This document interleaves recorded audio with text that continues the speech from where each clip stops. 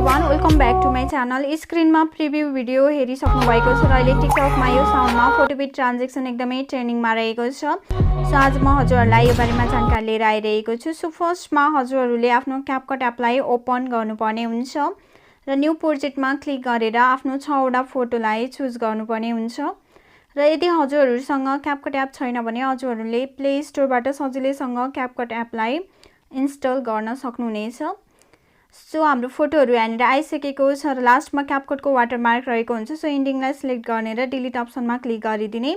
So अब हामीले फर्मेटलाई change गर्नुपर्ने हुन्छ। सो फर्मेटमा क्लिक गर्ने र 9:16 को रेसियोलाई चुज गर्ने। सो अब चाहिँ हामीले आफ्नो सबै फोटोहरूलाई जुम गर्दै स्क्रिनमा फिट गर्नुपर्ने हुन्छ। सो फोटोलाई सिलेक्ट गर्ने र दुईवटा औँलाको सहायताले कतिको जुम गर्नुपर्ने छ त्यही अनुसारले नै जुम गर्दै स्क्रिनमा फिट गर्ने। सो मैले आफ्नो सबै फोटोहरूलाई स्क्रिनमा फिट गरि पनि सकेँ। हजुरहरूले पनि यसरी नै फोटोलाई सिलेक्ट गर्दै दुईवटा औँलाको सहायताले जुम गर्दै स्क्रिनमा फिट गर्नुहोला। र अब चाहिँ हामीले आफ्नो सबै फोटोहरूको ड्युरेसन मिलाउनु पर्ने हुन्छ।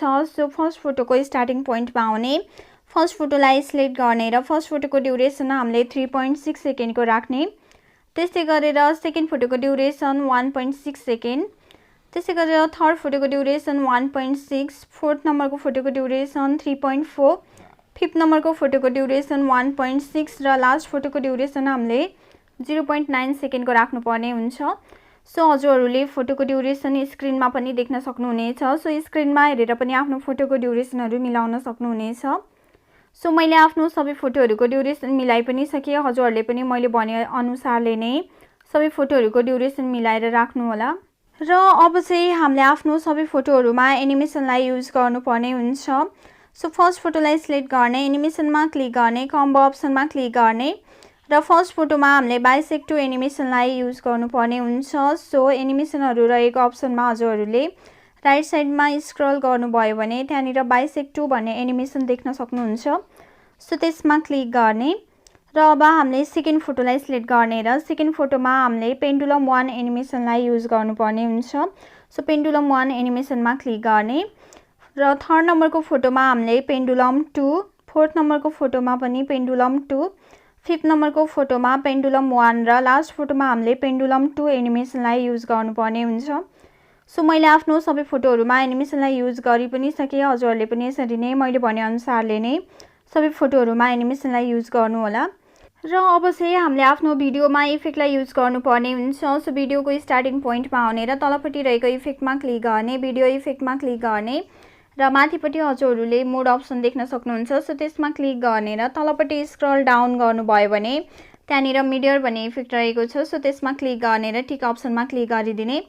सो अब यसको ड्युरेसन हामीले फर्स्ट फोटोको ड्युरेसन जति छ त्यतिमै मिलाउनु पर्ने हुन्छ र कपी गर्दै फोटोको ड्युरेसनसँग मिलाउँदै फुल भिडियोमा नै यो इफेक्टलाई युज गर्नुपर्ने हुन्छ। सो यसरी हजुरहरूले फोटोको ड्युरेसनसँग मिलाउँदै कपी गर्दै फुल भिडियोमा नै यो इफेक्टलाई युज गर्नुहोला। र अब चाहिँ हामीले आफ्नो भिडियोमा साउन्डलाई एड गर्नुपर्ने हुन्छ। सो ब्याक गर्ने, अडियो अप्सनमा क्लिक गर्ने, एक्सट्र्याक्टेडमा क्लिक गर्ने र जुन भिडियोको साउन्डलाई इम्पोर्ट गर्न खोज्नु भएको छ त्यो भिडियोलाई सिलेक्ट गर्ने र इम्पोर्ट साउन्ड ओन्ली अप्सनमा क्लिक गरिदिने। सो हजुरहरूले देख्न सक्नुहुन्छ यहाँनिर हाम्रो भिडियोमा साउन्ड पनि आइसकेको छ। र अब चाहिँ हामीले आफ्नो भिडियोमा वाटर ड्रप इफेक्टलाई युज गर्नुपर्ने हुन्छ। सो थर्ड फोटोको स्टार्टिङ पोइन्टमा आउने र ब्याक गर्ने र त्यहाँनिर हजुरहरूले इफेक्ट अप्सन देख्न सक्नुहुन्छ।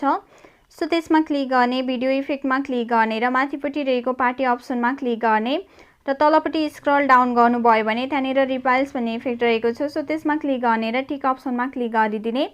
सो अब यसको ड्युरेसन हामीले थर्ड फोटोको ड्युरेसन जति छ त्यतिमै मिलाएर राख्नुपर्ने हुन्छ र कपी गरेर फोर्थ भिडियोमा पनि यो इफेक्टलाई युज गर्ने र त्यसको ड्युरेसन फोर्थ फोटोको ड्युरेसन जति छ त्यतिमै मिलाएर राख्नुपर्ने हुन्छ। सो अब फिफ्थ नम्बरको फोटोलाई छोडेर लास्ट फोटोको स्टार्टिङ पोइन्टमा आउने, ब्याक गर्ने, भिडियो इफेक्टमा क्लिक गर्ने र अब तलपट्टि स्क्रल डाउन गरेर रिपाइल्स इफेक्टमा क्लिक गरेर टिक अप्सनमा क्लिक गरिदिने। सो अब यसको ड्युरेसन हामीले लास्ट फोटोको ड्युरेसन जति छ त्यतिमै राख्नुपर्ने हुन्छ। सो यसरी मिलाउने। सो हाम्रो भिडियो चाहिँ रेडी भइसकेको छ र अब यसरी रेडी भएको भिडियोलाई हामीले आफ्नो ग्यालरीमा सेभ गर्नको लागि माथिपट्टि एरो अप्सन रहेको छ। सो त्यसमा क्लिक गर्ने। सो यहाँनिर थोरै टाइम लाग्छ र हाम्रो भिडियो चाहिँ ग्यालरीमा सेभ हुन्छ र त्यसरी सेभ भएको भिडियोलाई हजुरहरूले आफ्नो टिकटकमा अपलोड गर्न सक्नुहुनेछ।